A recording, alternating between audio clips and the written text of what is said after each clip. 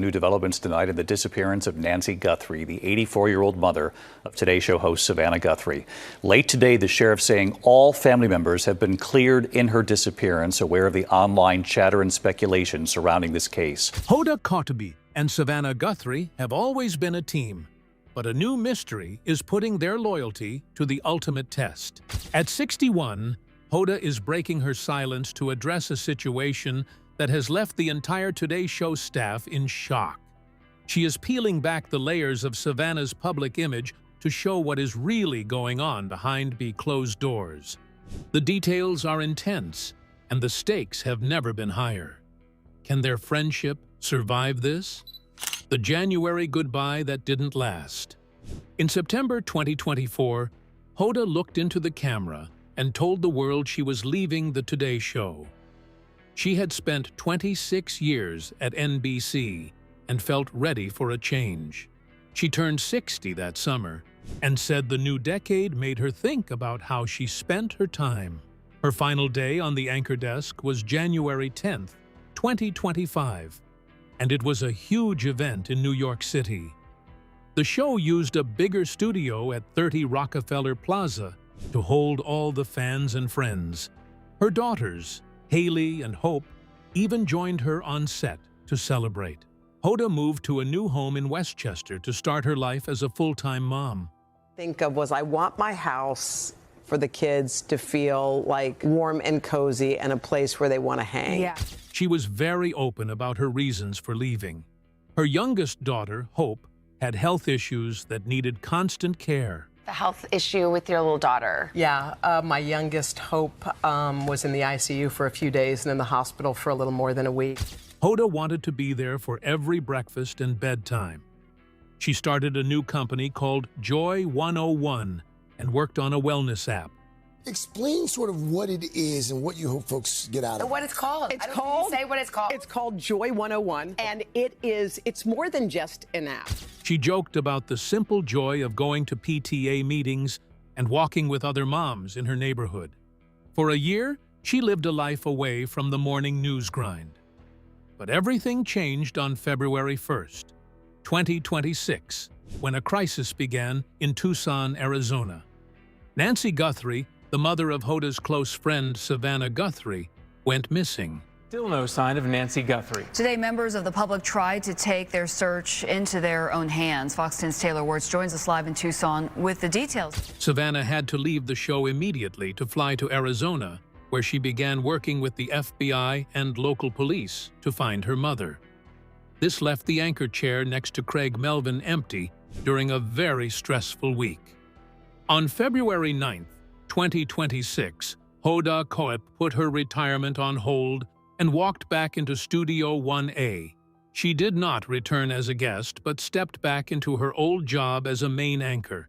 She told the staff and the viewers she was there to help, so Savannah could stay with her family.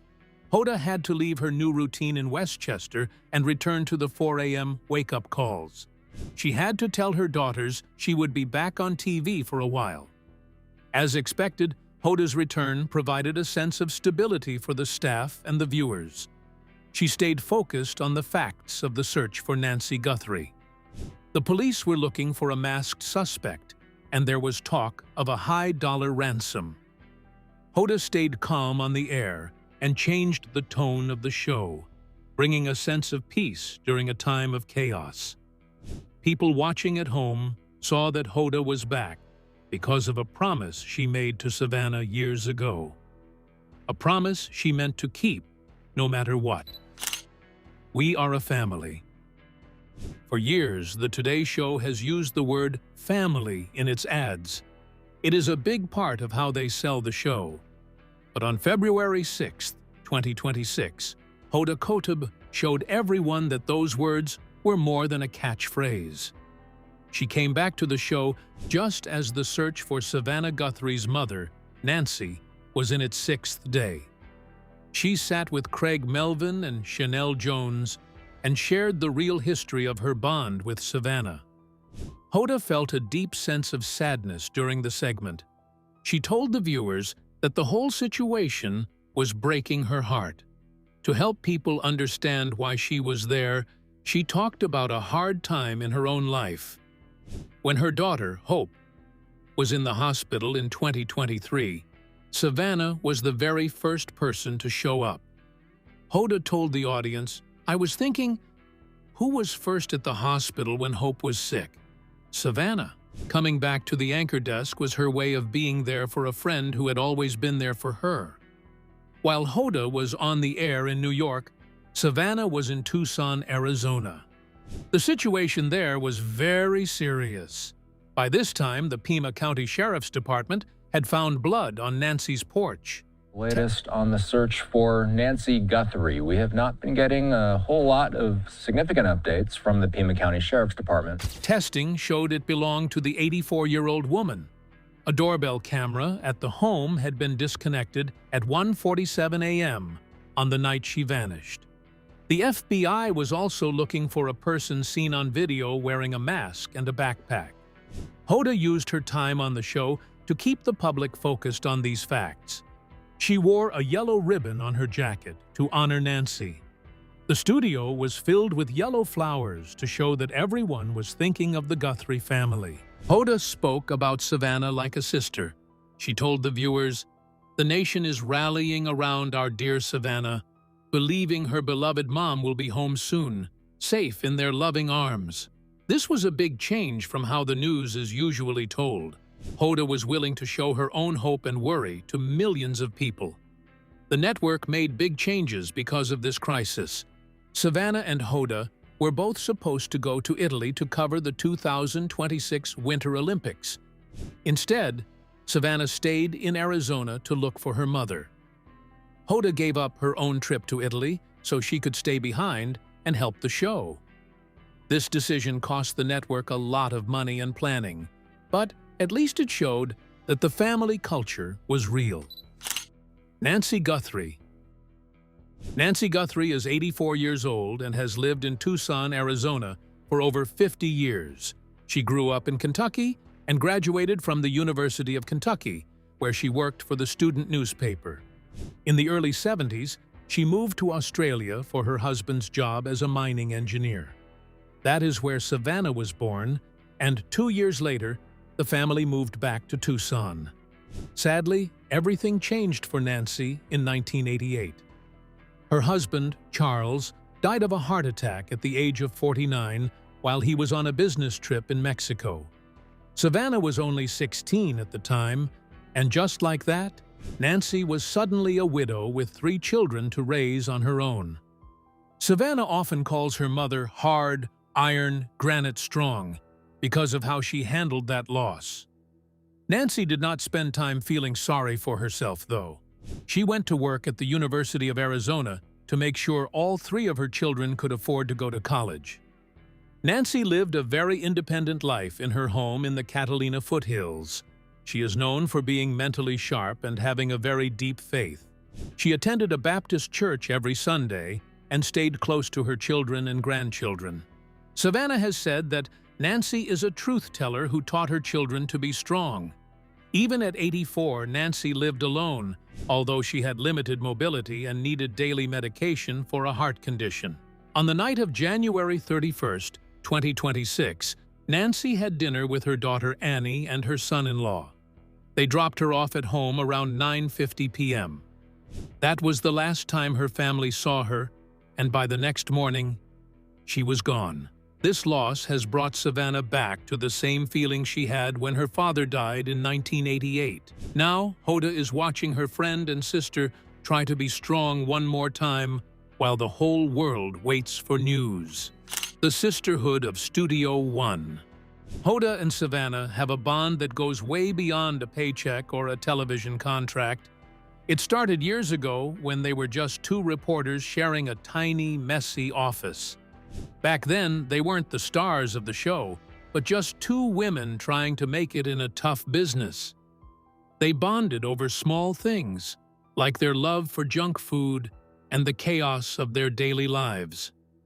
When they finally became the first all-female team to lead the morning news in 2018, it was a win for 2 friends who truly liked each other as much as it was a win for the network. Every single morning at 5 a.m., They sat in those chairs and talked about the stuff that actually matters.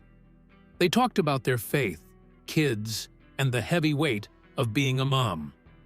Savannah, with her sharp lawyer brain, and Hoda, who leads with her gut, became a perfect match. They have this secret language where they can tell exactly what the other is thinking just by a look. As one would guess, this friendship was forged in the hardest moments. When Hoda's daughter was in the hospital, Savannah was the first person to walk through the hospital door.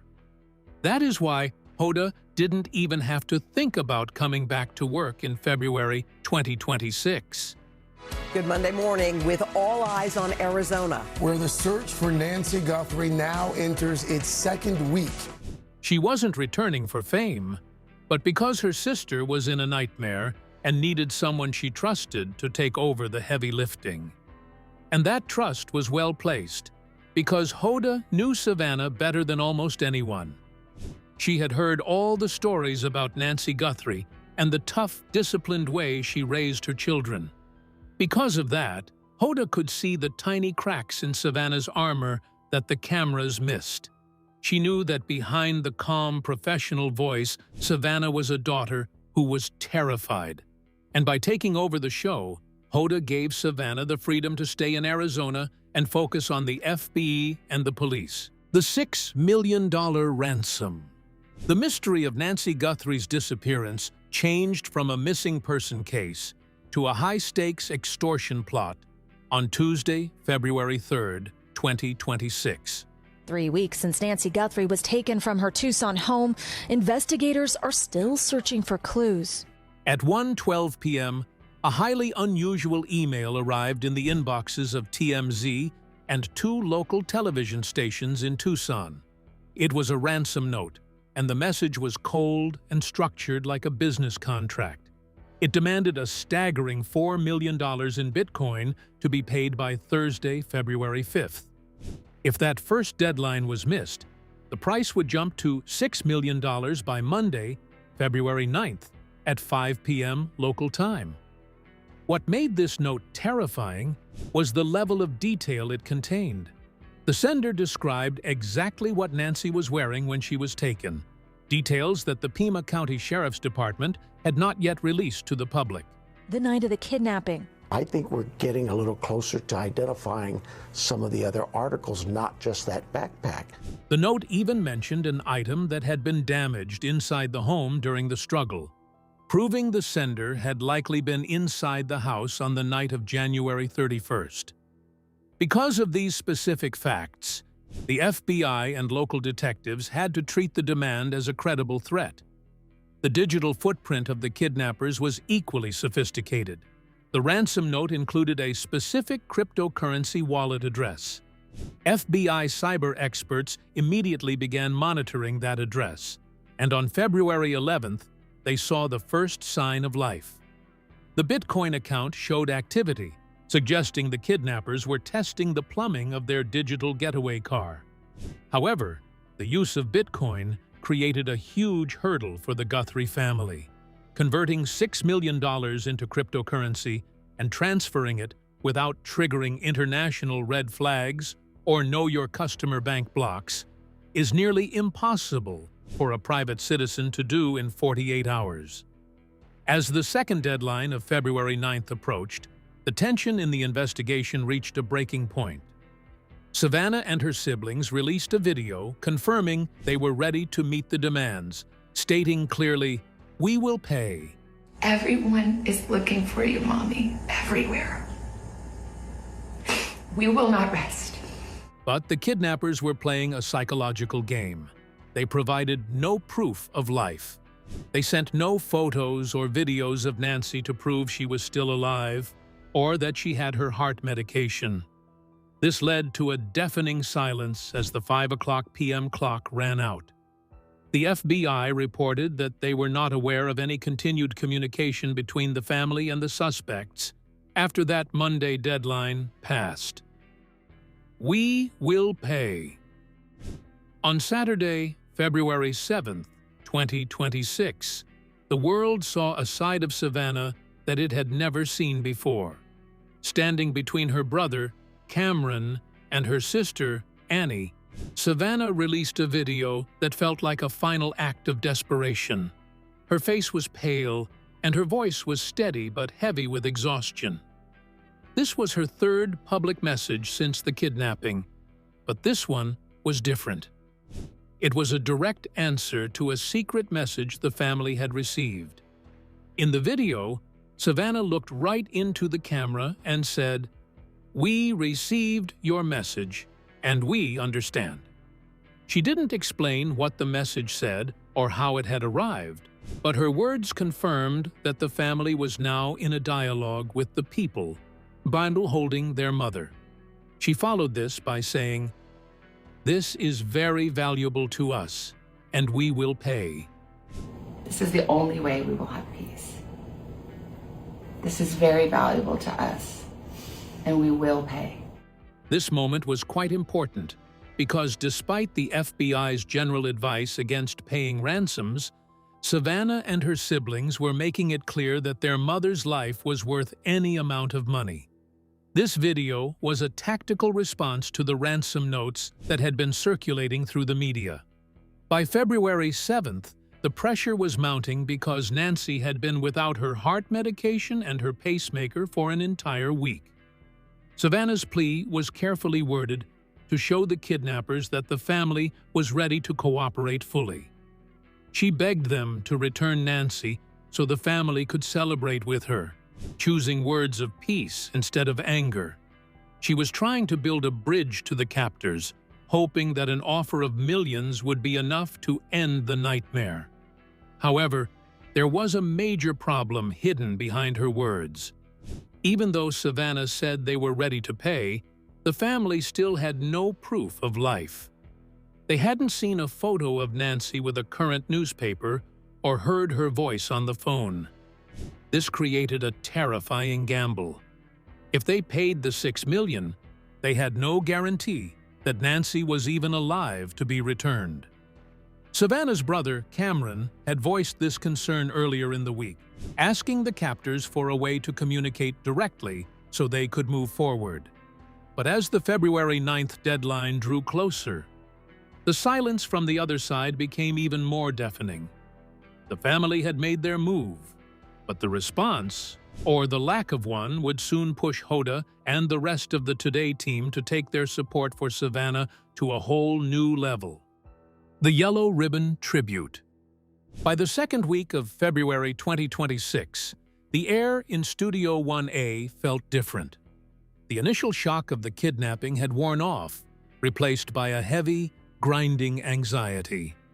Hoda knew that as the days passed, the public's attention might start to drift.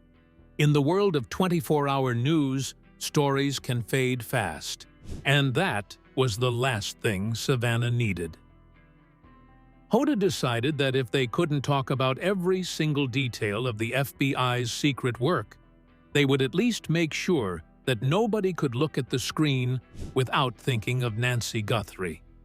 The idea started small in the wardrobe room. Hoda and the styling team decided to bring back a classic symbol of waiting for a loved one to return: the yellow ribbon. On Monday morning, February 9th, Hoda walked onto the set wearing a small, bright yellow silk ribbon pinned to her lapel.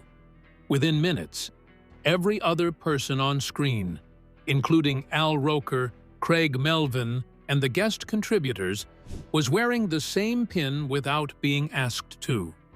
They understood what Hoda was trying to do and just joined in. This ribbon was a psychological tool that Hoda was using to send a message to the kidnappers that the entire country was still watching. She also knew that Savannah was likely watching the broadcast from a hotel room or a police station in Tucson. Seeing that sea of yellow was a way for Hoda to reach through the screen and give her friend a hug without saying a word. Luckily, the tribute exploded almost overnight. Within 48 hours, viewers began sending in photos of yellow ribbons tied around trees in their front yards, from Maine to California. In Tucson, the movement took on a life of its own. Local businesses started handing out yellow carnations, and people began tying yellow fabric to the gates of Nancy's neighborhood. Hoda began every show by highlighting one of these photos from a viewer.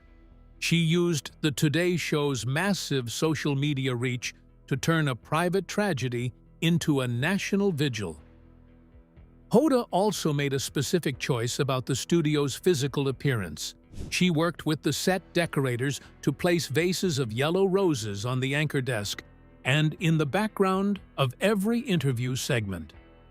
Yellow is the color of hope and friendship, and by saturating the screen with it, Hoda kept the mood from turning purely dark and grim. She wanted the energy to stay focused on the return, not just the disappearance.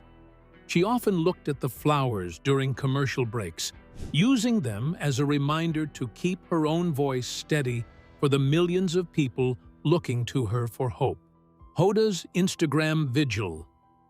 While the morning show was all about yellow ribbons and professional updates, Hoda's personal Instagram became the place where she vented and revealed her emotions. Away from the bright studio lights and the teleprompters, Hoda started a late-night ritual that millions of people began to follow. In the late hours after she put her daughters to bed, she would post photos of Nancy and Savannah, often with just a few words. Bring her home. She never used any of those polished PR posts or pictures. They were the kind of photos you'd find in a family album, like Savannah and Nancy laughing at a birthday party or sitting on a porch. By sharing these, Hoda was stripping away the news anchor title and showing the world a mother, grandmother, and a friend. She knew that the more the public saw Nancy as a real person, and not just a headline, the harder it would be for the story to go cold. Hoda also used her Instagram stories to talk directly to her followers in a way she couldn't on NBC. She would sit in her kitchen, still wearing her work makeup, but looking exhausted, and thank people for the tips they were calling in to the FBI. She was acting like a one-woman headquarters for the search. She would often say, "Keep sharing her face. Don't stop." This was her way of keeping the pressure on. She knew that kidnappers hate the spotlight, and she was determined to make that spotlight as bright as possible. This digital vigil did something the news couldn't. It made the search feel personal to everyone with a phone. People started tagging the FBI and local Tucson police, demanding updates. Hoda was channeling the collective energy of her followers into a force of pure support for Savannah. She wanted her friend to look at her phone in the middle of the night and see that she wasn't alone in the dark. But as Hoda poured her heart out online, the actual investigation took a turn toward the technical. The FBI had finally cracked the code on the masked intruder's movements, and the details were much more calculated than a simple snatch and grab. DNA and the masked intruder.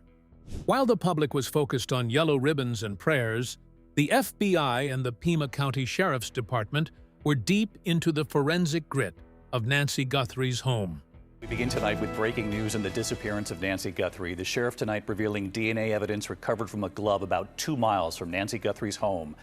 The investigation was about a crime scene that left behind a very specific trail of evidence, and not just about a missing woman. On the night Nancy was taken, the intruder entered through a back door that had been forced open. Inside, the scene showed signs of a struggle. A lamp had been knocked over, and a small rug was bunched up near the kitchen island, which is where the police found Nancy's cell phone, still plugged into its charger. The most critical physical evidence was found outside on the porch. Forensics teams located several drops of blood that did not match Nancy's DNA profile.